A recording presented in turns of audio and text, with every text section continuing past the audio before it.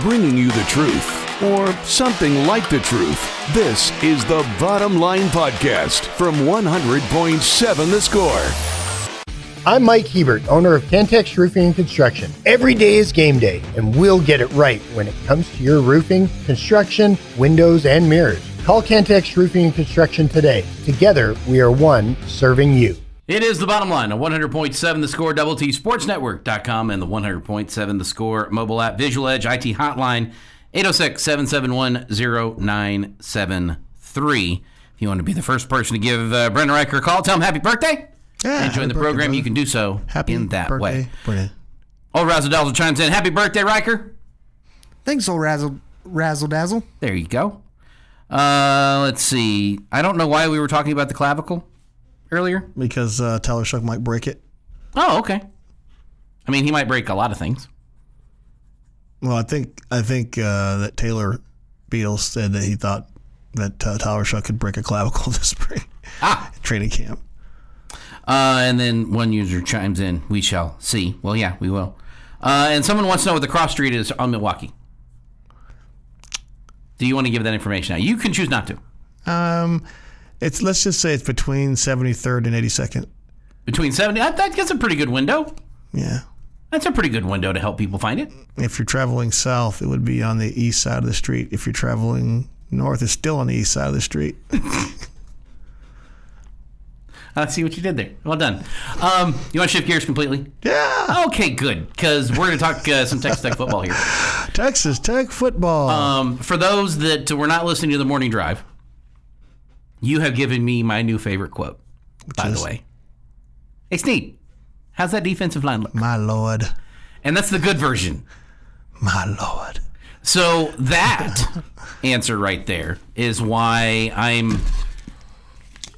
I have been pulling the reins back on just letting the horse run on getting excited for Tech football. I am excited for Tech football because it's football season, much like I would be excited for baseball season or basketball season or whatever season. I like sports. Them starting gets me excited. The my Lord, when talking about the Texas Tech defensive line. It's my Lord. Well, I can't do it justice. I have to do it my way, and it's not as good my way, which is why I have you say it. Okay. Because you were there, and you saw it, and you were inspired by the Jesus in letting you do that. I was not there. I do not know. But it's that kind of attitude that I have heard from you and what we think about the speculation about the people you brought in on the defensive line and the abilities that those guys have that I'm letting... Not holding as tight to the reins. I'm still doing everything I can to hold them back. The eye test is passed. Let's put it that way. The eye test is passed. Yes, let's say that. The eye test is passed. We used to have guys, we would say, hey, make sure Tyree Wilson gets off the bus first. Okay? Remember when we went to Omaha a couple years back the first time? Uh-huh. Hey, make sure Anthony Lyons gets off the bus first. Okay? All right? He looked very good in his uniform. Yeah, he did. There's a lot of guys that could get off the first bus. The first bus. And you'd go, my Lord. They just keep coming. And, I mean, there's some guys that look good in their uniforms. And the way they play, my Lord. So that brings me to my question. Mm-hmm. From someone who watches a lot of football, mm-hmm. How good can this defense be? This defense remains healthy. My Lord. I mean, if this defense stays healthy, if you're not dealing with a major injury, a couple of major, because I think they have enough depth to sustain a major injury. Depth is a 5-letter word, which is the only reason I don't say it's a 4-letter word. I know. Because we lost one guy last year, and your defense was garbage. I think this year you have the ability to sustain that loss, and I mean, and I'm talking about all over the place. I mean, I think there's depth at almost every position. I'm not saying almost every position, but if this defense stays healthy, relatively healthy, other than the minor dings and that everyone gets. The sky's the limit for these guys. I mean, they're going to cause problems for offensive lines because they can't double team anybody. There's no place to double team someone. They can't. That means you can't help on David Bailey. You can't help on Lee Hunter. You can't help on White. You can't. I mean, someone's going to run free, and at some point in time, I feel bad. You know, someone's. You know, there's going to be a quarterback that's good enough to speed up his clock and make quicker reads and get the ball out faster. But there's going to be guys that this is just not what's going to be good for them. I mean, and when you speed up a quarterback, he throws the ball where he shouldn't throw it, and that's, you know, hey, he's throwing in the lanes where there might be a linebacker. He's throwing in the lanes where there might be a cornerback. And I just think that the speeding up of the quarterbacks, flushing those guys, and that quicker pass rush is going to speed up those quarterbacks. And if you only have to guard a receiver for 2 seconds as opposed to 6 seconds, big difference. Huge difference. That's the difference between a quarterback getting to his second read or third read. You know, those 4 seconds. And if a guy has to guard for that long, and, you know, I mean, even the best, even Deion Sanders gave up, you know, Ed Reed, you know. Insert cornerback here. Yeah, all the best guys that are on an island. You know, well, that island gets a lot bigger when that guy has 6, 7 seconds to roll around and extend plays. But I can see this defensive line getting the pressure that, I mean, and you don't have to, I wouldn't be shocked at all if the number of blitzes we have goes down. Because I think you're going to get home with just the normal 3. Yeah. Okay, That's just me. I'm going to roll this back a little bit. Because you've seen these guys in action. I'm asked this question. Remember, I'm not here to betray the trust of no, what I've seen. And I'm not asking you to. Where on the depth chart would a guy like Tyree Wilson be? I think Tyree Wilson would be in the 1 deep. He's still 1. Yeah. Okay. Oh yeah, Tyree Wilson was a dude. Tyree was a guy out there, and even when he was facing double teams, he is still wreaking havoc and causing trouble. I mean, they couldn't block the guy. The only thing that stopped him was a busted foot. Yeah, and even then, it took a while. Yeah. So, okay, let me go back a little bit. Kobe Whitlock. Kobe Whitlock probably, he's in the 2 deep. Yeah, absolutely. He's probably in the 1 deep. I mean, I'm thinking Kobe Whitlock, Lee Hunter, I think interchangeable. Boy, I tell you what, put those 2 cats next to each other. Oh, boy. Well, obviously, you know what? I'm going to change my mind. Okay. Kobe Whitlock's in the 1 deep. Whitlock's still 1 deep. Yeah. Okay. So you're not in that range. You weren't around for senior sack, right? No, you just got the stories. I'm old, but I'm not that old. Right, no, I'm making sure. 77, dude. I'm making sure. Dude, you could have been watching. Living my best life in El Paso, Texas. That doesn't mean you weren't watching. He's way before me. No, Texas Tech wasn't playing on the one college football game a week that was being played. That was always Nebraska or Oklahoma or Texas. College Football Association game. This off the Yates Flooring Center chat line, and I feel like this is a fair question. Do you think that our opponents will be saying, "My Lord," after playing us? I want to bet the Arkansas Pine Bluff line is. They're not going to want any more of that. I would say Kent State the same way, and I think the best test of what this team is going to start seeing from a real that can fight back standpoint will be Oregon State, and I think they're going to have a hard time containing this team. You know, you just keep this team healthy. And, you know, that is so easy to say here as we sit on August 6th, you know, at 12:40 p.m., you know, if we remain healthy. And this team, this program, this university, this fan base, this Lubbock, Texas, this everything is due a year where injuries don't just crater a season. We are due that. And, my Lord, I hope that comes out that this year is the year. Real quick, because I know he's one of your favorites. Todrick Gocher back on staff for the Love it. Love team. Todrick Gocher. Love having that brother back here in town.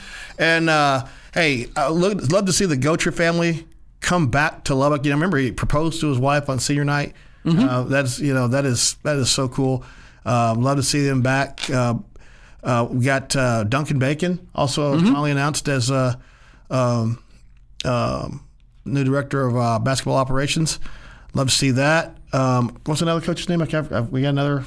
We do, and another system. I have forgotten his name. I apologize. I'll effort that to get him on the other side, give him his due as well. But yeah, it is. I think actually Gocher just wants to get another degree, and it was just easier for him to. I mean, he's got 3. It's not. I mean, he share one with the brother over here, man, because I only got 1. As I said earlier on the morning drive, if Grant McCaslin needs an example of how to be a Red Raider, he can just point over to Todd Gocher, and that covers all bases. Yes. It's the bottom line. We've got Kaylee's Dailies on the way next. Getting to the point, but taking the scenic route to get there. This is the Bottom Line Podcast from 100.7 The Score. Rolling through the bottom line here on 100.7 The Score. Jeff filling in for Choice and alongside Jamie and Brennan Riker across the way. Sliding slides, pushing buttons for us as he does on the program. And it is August 6th. Do you know what that means? It means tomorrow is the 7th. Yes. It also means 24 days to Texas Tech kickoff versus Arkansas Pine Bluff. I am every day getting just a little tick more excited for this football season coming up.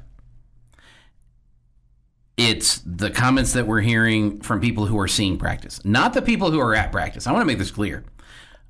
The coaches, they could tell me that Elvis is coming down and enjoying practice from wherever Elvis is. That doesn't matter to me. But from the people who are with their own eyes seeing things and making evaluations and what they are saying that they are seeing, I am trying very hard not to just let the excited horse go, because this horse wants to run fast. But I also know that I look at our schedule for the Red Raider football team this year, and there are a bunch of landmines on it that could jump up and bite you, and I need to be cautious of those. The one thing, though, that I'm trying to figure out is how much different the offense is going to be. How much different is it going to be when you're not focusing on breaking a record for Taj Brooks?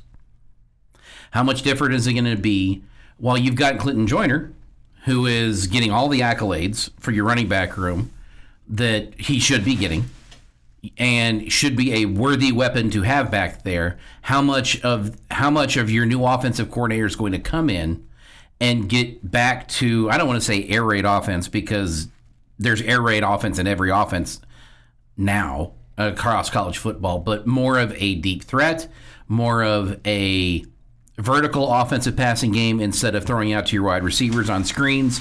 Not saying that screens are bad. Screens have a place, but when it feels like that's the only play you can execute and you can't execute that, how much does that change what you're going to be? That's what I'm looking for this upcoming season on the offensive side of the ball. The defense is going to keep you in a bunch of games from everything we can imagine from what you've done on the defensive side of the ball. But how different is the offense going to be? And I don't know that answer yet. And that's the part that is why I keep holding onto these reins so tight.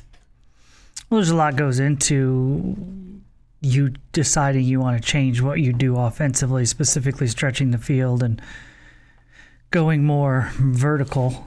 You obviously have to have the right receivers. You have to have a quarterback who's got the arm to do it, and you also have to have an offensive line that gives you enough time to do it. And so we know that a lot of those answers from last year to those questions would have been no. Mm-hmm. Barron's arm being hurt, your offensive line not giving him enough time to show or throw were none of those were things that hurt your opportunity to throw the ball down the field. I do think you had the receivers to get it done. But with Reggie Virgil, I think you have even more of that now. Mm-hmm.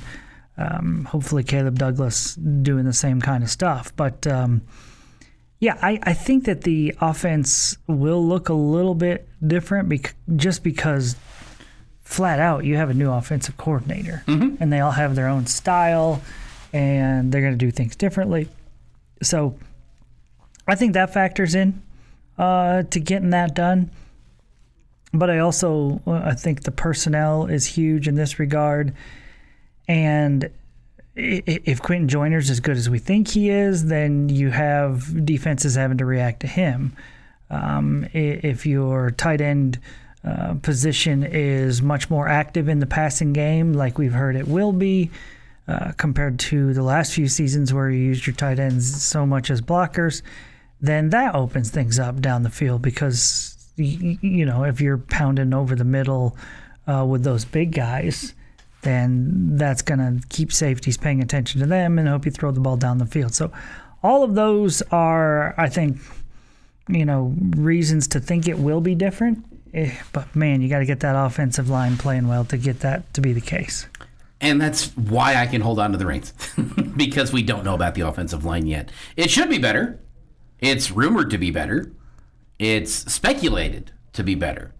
But what we're hearing from the people who have seen practice and the reports coming out of it is the defensive line is dominating, as it should.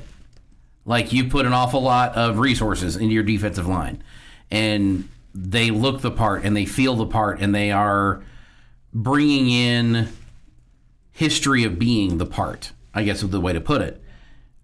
Your offensive linemen, it sounds like, I should say, are getting beat a lot. That they are the ones taking a pounding in practice. They would have to be if your defensive line is looking as good as the reports are. Which is why I'm ready for August 30th to get here already, because then you get to go face somebody else. But it's also waiting for Oregon State's game, the game with Oregon State, so you can see it against Division I athletes. Might be low Division I athletes, but at least Division I athletes. If you can't block 3 with 5, it doesn't matter how good your defense is. Right. You've got to be able to block the 3 with the 5. Mm-hmm. I would like to be able to say you can block 4 with the 5, so that when they do bring pressure, that you've got that opportunity.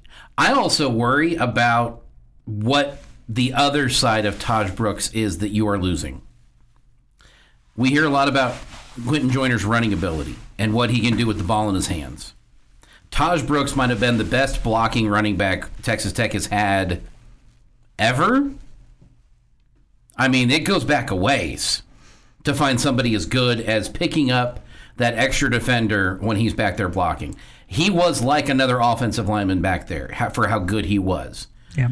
And that is Shannon Woods was pretty good. That block he had against the Aggies was pretty special. Yeah. But that still goes back a ways. That was just one play I'm talking about, but that block was spectacular. It is a blocking running back is a desire skill. You've got to want to be good at it. It's not just something you're naturally good at. You just can't just stand there and be in the way. You've got to want to make it something you're good at, and he did. And he was very good at it. Who's your best blocking back now? Yeah, I mean, and does that matter all that much? I mean, are you running a lot of 2-back sets where you need one of those running backs to be a blocker? Are you using him like you did in a short yardage situation, the Wildcat formation, when you were snapping to somebody else and Taj was the blocker? I don't know if you're going to do that with your offense this year. You're probably not going to ask Quentin Joyner or the other 2 guys to do it as much as Taj, just because Taj was so good at it. I'm not saying it's not important. You want guys that can do that, but I'm trying to come up with a good analogy here. It's like you like your macaroni and cheese with like the breadcrumbs on top? On occasion. Okay. It gives a little bit extra. It gives a little extra. I don't eat it all the time, but every now and then it's fun. But like, you don't need for your macaroni and cheese to have it, right? Right. Yeah. You need your running back to be a stud running back. Yes. Yes, okay.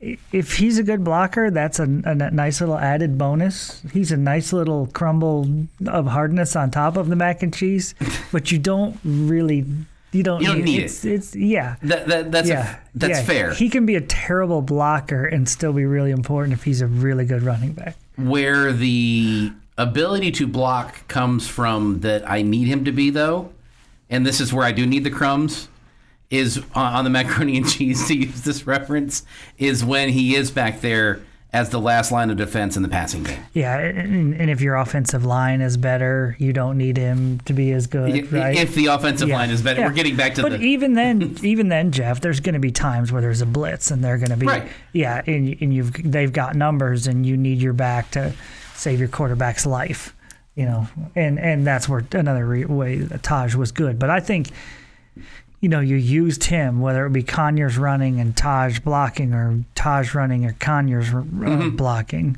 You used those two in the short yardage situation last year, and it was like an extra, an extra blocker. Yeah.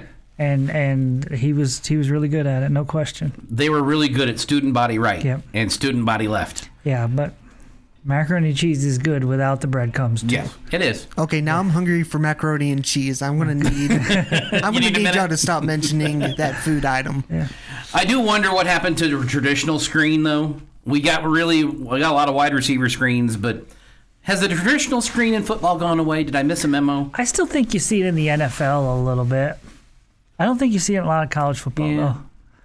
Like the screen in the middle of the field to a running back who slips out of the backfield. You just don't see it very often. We could bring that back. It'd be fine. I'd be okay with that. Let some guys out there that can block. Only if it works. It's the bottom line of 100.7 The Score.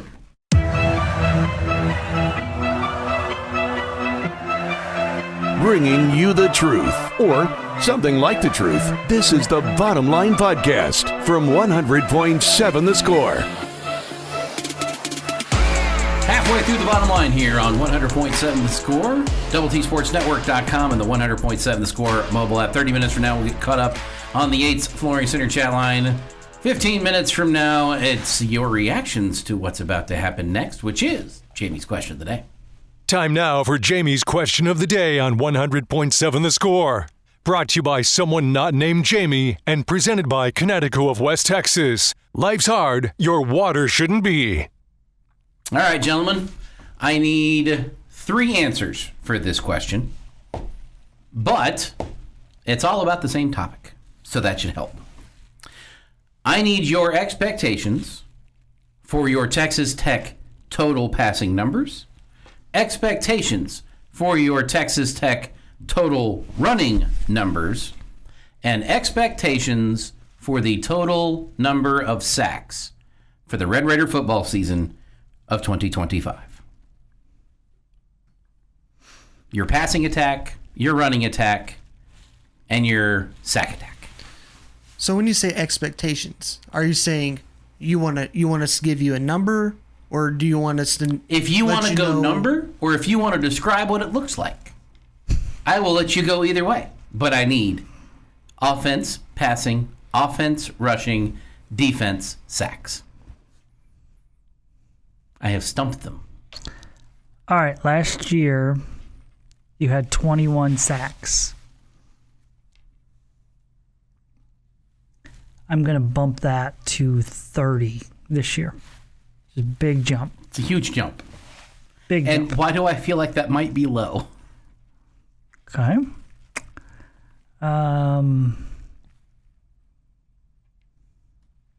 Yardage rushing 2158. I'm going to say it's 2157. Just under. Just under. Passing yardage 3,857 yards. I say you're going to hit 4,000. Okay. Brennan Riker. I was waiting on the Big 12 website to pop up, but it doesn't want to load for me right now. So I'm going to give you my expectations from a standpoint of where you will finish in the Big 12. Okay. I think as far as total passing yards go, you will easily finish in the top 5. But not top 1. Not top 1. Okay. For rushing, Texas Tech will finish in top 10. I don't know. Okay. And that's Big 12. And this is your Big 12. Okay. I don't know how much you'll utilize Quentin Joyner in the backfield. I expect him to play, obviously, but I just don't know if you'll use him more heavily than other teams in the Big 12. And as far as sacks go, I'll say Texas Tech will lead the Big 12 in defensive sacks. I like those numbers. I don't know that I like the running number as much for Brennan and just being in the top 10. I think you're going to have more success than that in the Big 12. But to go straight numbers, I am with Jamie in the 4,000-yard passing range. I think the lack of focus on breaking a record will enable your offensive coordinator to use more of the passing game. I think a healthy Baron Morton will make it a easier chance to get some of those passing yards. The better weapons that you have around him in the wide receiving core, I think, will also help as well. Your running game. It was 2,100 last year. If you're above 1,850, 1,900 range, I will call that a success. Because I think if you're having as much success on the offensive side of the ball, in the passing side, I don't know that you will need it for the running attack, specifically in the running attack. Now, if you are throwing it to your wide receivers and letting them make some plays that way, obviously those count as as passing plays, but that's really more on your running back. So I think their total yardage will be somewhere around the 2,000 mark for your running backs. And for your sacks, Jamie said, 31, which is a 10 jump from last year. I don't know that that's enough for the reaction that we have heard, the talent that you have brought in. And if they can, I think this is going to be one of the the way this defensive line is going to go. And we saw this a little bit in years past. When they could pin their ears back and just go after the quarterback, they did well. But they couldn't always pin their ears back and just go after the quarterback. I think this is you weren't able to get teams into second and third and long. Yeah. I think this is a defense that can do that because you're getting home on 1st and 10. You're making 2nd and 10s and 14s and 15s and really forcing the issue. So you're going to be in those situations where you can pin the ears back and get to work on the defensive line. And then rotate those guys out because of the 4-letter word that's 5, because you've got more talent to spread around your 1st and 2nd teams, that you're not having the drop-off that you've had beyond just the first teamers before. That I don't know that 31 is low enough. I mean, is high enough for what the expectations are. And you're going to have some offenses in some bad situations if you can keep doing that. Yeah, sure. And that's the fun part. We need to see it on Saturdays. And we need to see it in Big 12 play because they get scholarships too. They got to spend money on the offseason too. Not everybody did like you did. Not everybody did where you did. But I don't think hardly anybody did. No, there's one that did. And they're the number 1 team in the country. Again, I said hardly anybody. Right, no, I didn't say nobody. The nastiness of this defense. For the first time since Spike, may be what leads you to your success. I mean, Spike's offense was run left, run right, run middle, punt for a while. This defense could be as salty as some of those when you had a guy like Zach Thomas running back there and Dwayne Slade back there just causing havoc. I like this. This is fun for me. Mm-hmm. This is Jeff excited about football. I know we were talking about the other one that I'm not excited about, but this is getting back to Red Raider football for what we can have the capability of doing, in my mind, and I'm ready for it. Getting back to Red Raider football. I think most people would think Red Raider football is the air raid. But you're right, the Spike Dykes era was about defense. And your really good Mike Leach teams had a really good defense too. That one. You were good in 09. You had a good defense in 09. They weren't like superior, but 08, your defense was top 3 of the league. You just had 2 others in front of you that were just as good, if not better. That's where the air raid can really be effective. when you are forcing the other team to try to keep up with you and not being able to, because you can get some pressure. You don't have to rush 5 to get past the offensive line. Right. If only we have the offensive line that can block 3. That's now. Do we bring the wide splits back? Is that what we need to do? Is that the curse that we need to officially break? I think that's something that we will see. I think Wide we've splits? heard them talk about that they planned on using that more. I'm all for it if it works. I'm all for a straight line formation if that's what works, what these guys can do to make sure that the quarterback can stay upright and find his spots. But I'm up for anything for fixing the offense. If they have to go Brennan Carter and do face paint, I'm in if that's what makes it work. If they have to wear yellow shoes, if that's what makes it work, I'm in because we got to get the offensive line fixed. If your defensive line is as improved as they are and they are being sharpened, the offensive line is being sharpened by them, I will be very happy to find that out when you face a team that can't compete with your offensive line. That I want to see. Mm-hmm. And we got to wait for that. But August 30th, season opener, Arkansas Pine Bluff. I will be excited that because it's the beginning of the season. And then I'll be excited for the postgame show. They'll kick off, and I'll be like, all right, ready for the postgame show.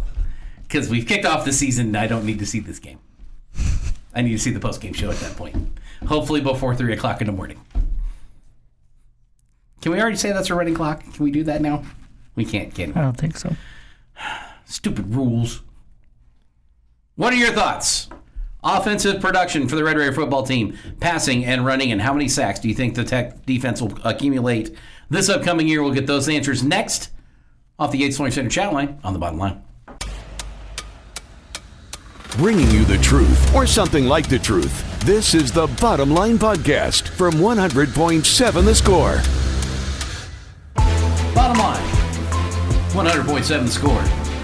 DoubleTSportsNetwork.com and the 100.7 The Score mobile app.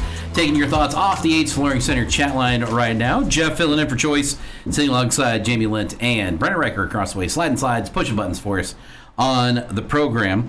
We got into a little uniform talk earlier, Jamie, that was brought to us by Gordo off the Yates Flooring Center chat line. And that, of course, brings up the flat double T versus the bevel double T. And Bobby Hot Dogs brought this up. And while he says Lubbock is flat, my reply to that is ride your bicycle from north to south and tell me how flat it is. We do not have mountains here. I am not saying that we do. But it is not pancake flat. That is all I am saying. Ride your bike from 4th to 50th. You will find out it is not flat. There's some elevation, especially when you're pedaling. But, yes, Lubbock is flat. Why wouldn't you want a flat double T? I prefer the flat double T way better than the beveled one. And while I don't want to get into the conversation about which is better, because I am not picking between my children, and I am not going to force anybody else to do so, because they are both double Ts, and that is all that's necessary. This also off the Yates Flooring Center channel line. Mr. Hot Dog, I never thought about Lubbock being flat and how well that correlates to a double T. I think if the powers that be at Double T 97.3 and 100.7 The Score put a fan poll on their website, it would be a good to indicate of how much the masses feel about, and something we could share with Joey McGuire, Grant McCaslin, Buzz, a.k.a. Centennial Champion, and Cody Campbell. I don't think that any of those guys, specifically Centennial Champion, would take our call. So even if we had the poll. I think that the majority of Tech fans would say they like the flat double T. That's what I think they would. Part of it is because old school things are cool now. Part of it is fans are like sheep. And if one sheep says they like something and it's the cool thing to say, they're going to say the same thing.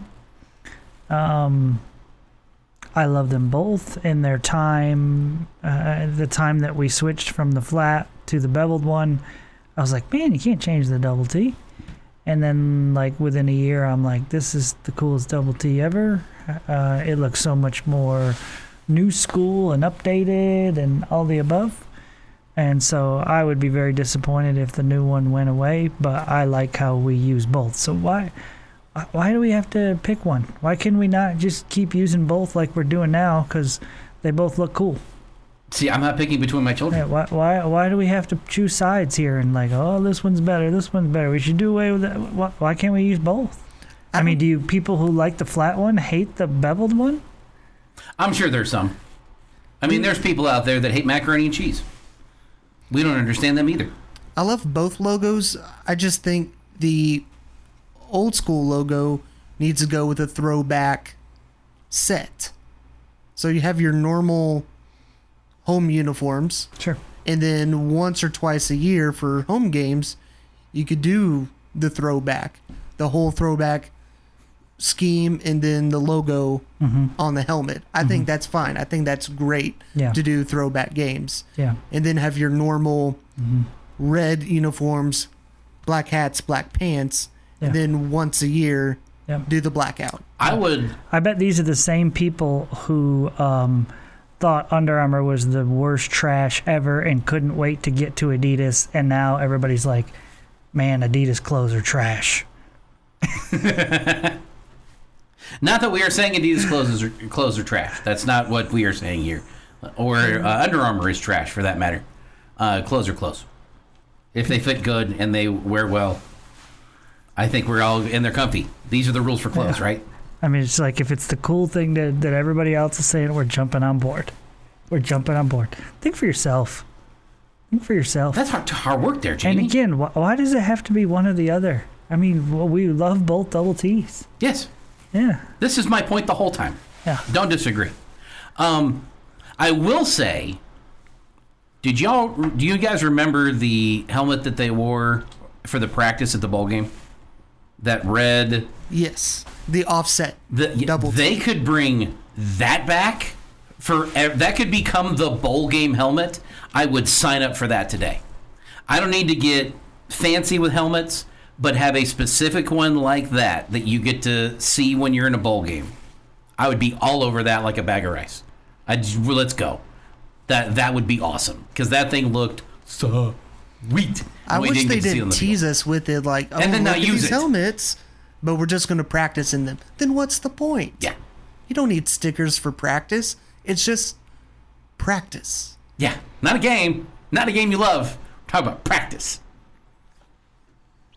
Going back to our Dak Prescott conversation. 7, and more specifically the Dallas Cowboys, 7-10 without Dak much of last year. Why would you think it's going to be worse with Dak? Think it's a typical McGuire negativity. Better run game this year with a rookie. Is it? Could be. Not banking on it. Better wide receiver. That I'll agree with. If Parson plays beat the Commanders both games last year, Dak beats the Eagles. Hide and watch. They will be one and done, but they will make the playoffs. I think that's a tall order. I really do think that's a tall order. There's a reason you made a coaching change. And it wasn't just because Mike McCarthy's contract was up. So why did you go to this guy? I hate when people make my point for me.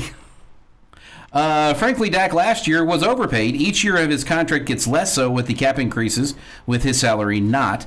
His contract is what it is. This is true. They will be much better in the offense than they were with Parsons makes them on D. Makes me laugh when people think that the Sage wins with Dak versus two backups, and I'm guessing it's supposed to be same wins instead of Sage. And I'm not remotely a Dak fan, but his contract is done, and each year it becomes more team-friendly as the cap increases and his salary stays flat. Seems short-sighted to suggest an equal record as 2024 unless Dak is 3/4 of the year again. Odds are he won't be. Father Time is undefeated. Yeah, I don't think the Cowboys would have won as many games or more with their backups than Dak. I'm not suggesting that at all. But Dak is paid as the highest quarterback in the league, and if you're going to be paid like that, you've got to be a game changer. And Dak is not. you can get away with Lamar Jackson or Patrick Mahomes being paid that way because they're game changers. He's not. By the way, they're not getting paid that much. Yeah. They're not scrounging by or anything. I'm missing any meals. No. Yeah. No, they're safe. Yeah. And the rosters around them are better.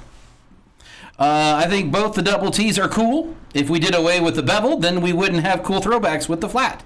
They both are needed and play their parts. Off the Yates Flooring Center chat line. Yeah, well said. One thing I did like with basketball was the script block Texas Tech that they did with Adidas this year. I thought that was really cool. Yeah, I thought Adidas. I thought in all sports the uniforms were great this year. Yeah. As I did when they were with Under Armour. I thought our uniforms were great. I mean, they really didn't change all that much. Yeah. If you stick with red and black and white. And some gray. Some gray. And keep blue out of it. Keep the blue out of the uniform. There hasn't been a uniform I've just hated. The one combination I don't like is the all-red football uniform. Red hat, red shirt, red pants. It's too much red. You need something to break it up. Either red hat. Very softball-esque. It is. Like throwing a black shirt, throw a black helmet with the red uniform, do red, white. That's okay. Red, white, red works. I need something to break up the red when it's all red. But I like the red jerseys. I like the red pants with the black shirt. I like the white pants with the black shirt. Like all those you take a deck, you shuffle them together, I'm good. It's when it all comes up red and you've got to flush, and I'm like, we can flush that one, it would be fine. I'd be good. And black uniforms for night games. We're allowed to, that's okay. That fits. Don't wear white at night. That's not, you defeat the purpose of having the fun there.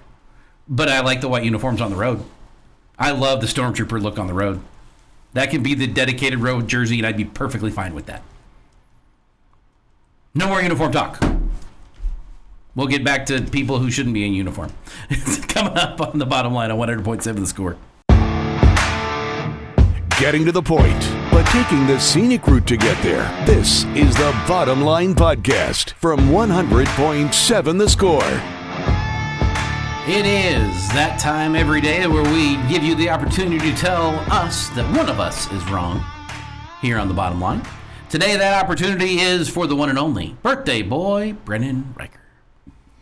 All right, gentlemen, we're going to go to baseball because me and Jeff had a fun conversation before we went on air at 12 talking about some pitching staffs and some Rangers and some Astros who have had some very good seasons thus far. My tell me I'm wrong statement today is a Texas Ranger or Houston Astro will win the American League Cy Young Award. Let you go first, Jamie. I'm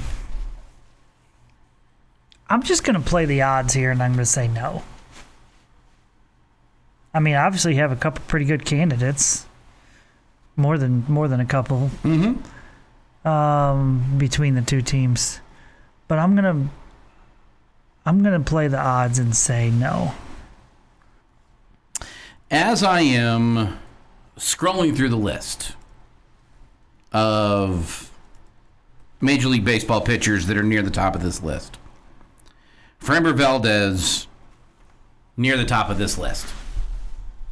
Hunter Brown, been near the top of this list. Jacob deGrom, been near the top of this list. The guy that we were talking about in his return and how good he has been, Nathan Eovaldi, in a lot of these conversations. And I'm seeing Wheeler on here a lot for Philly, but he's in the National League. Yeah, I'm going to go with Skubal. Yeah. He's on here a lot. From Detroit. But I think what may hurt half of your conversation for the Cy Young with regards to the Astros and the Rangers is the Rangers side. Because while you don't have to be excellent on the wins, you have to be phenomenal if you don't have them. Jacob deGrom, Eovaldi, Nathan Eovaldi, they've got the win. They've got wins. They don't have a losing record. But a guy like Framber Valdez or Hunter Brown, with as much of the Astros have been winning, they are so far ahead in that category that I don't want to say that's going to eliminate deGrom and Eovaldi, but they're not going to get the notice that their abilities have given them. Because they also have Hunt, Brown, and Valdez have those numbers. And to your point, Skubal has been on a team that has one of the best records in the American League. For a while, it looked like they were. Yeah. Recently, they've had some hiccups. They had a tough stretch, but still, they are one of the, if not the best team in the American League. On top of that, with the front runner right now for the Cy Young in Skubal. But I mean, it's still early August to where you have 2 months left to see how things shake out, which means a couple more starts for a lot of these guys in that race between Valdez, Brown, Eovaldi, deGrom, Skubal, Max Fried. I saw his name thrown around there. So it's interesting. It would be very cool if a Ranger could get there. I guess it would be cool for the home of the Astros 100.7 score if an Astro could get it, I guess. But I think right now it's Skubal's race. I feel like deGrom has a chance to win the comeback player of the year. How can he not? Like, it's kind of like, granted, he was out for a long time, so it doesn't directly make the parallel with Adrian Peterson when he was gone for the entire offseason, basically with his ACL, and then came back. Like, he was gone, but not. You also had then Peyton Manning, who was gone and then came back. How do you not give those guys that award? Who had missed as much time as he did and come back and has been as dominant as he's been. That's the definition of comeback player of the year. Especially when he's in the conversation for Cy Young. How has that vote not already been taken? Like, it's when you're talking rookie of the year, when there's just one rookie who's like leading league in scoring in the NBA. Well, we don't have to worry about the rookie of the year this year. That's covered already. That's kind of where deGrom has been. And yeah, he's had a couple of bad outings back to back, but he's still been so good. We were joking earlier about deGrom, and I think you'll appreciate this, Jamie. He's kind of going through a little bit of a part of this is fatigue, because this is the most he's pitched in like 4 years, being the first half of the season. Because he's actually healthy, though. Yeah, and being as good as he has been, that's been fun to watch, if you're on the Ranger side for sure. I'm not going to... I didn't quite give you an answer yet. I think you're wrong only because the one, they're going to split votes. Like, I do think that's going to be a hindrance to both of them.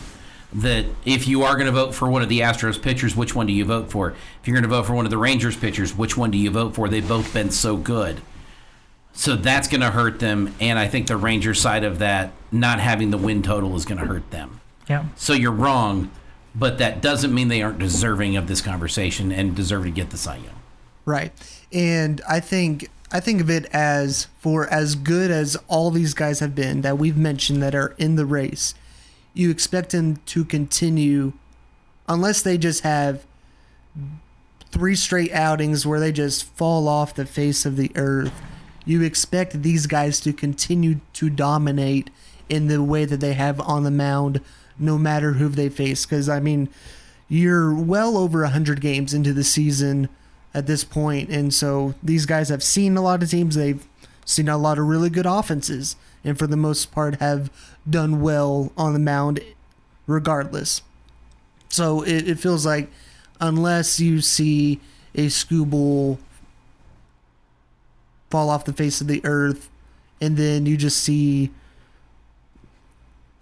an Astro or a Ranger just can like dominate to the point where you can't even describe it, it's going to be very hard for an Astro or a Ranger to get there. But that's why you play the games, and that's why you have 2 months left of baseball to decide that, of the regular season, that is.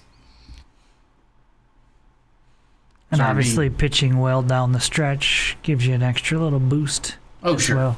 Yeah, because the votes haven't been tallied yet, so if you start being really impressive in September and October, getting to the playoffs, September and November, September, October, November, you start rolling there, you making some headway on some guys that didn't get an opportunity to. For Evo and DeGrom's sake, I really hope the Rangers can get into the playoffs. I don't care how they do it.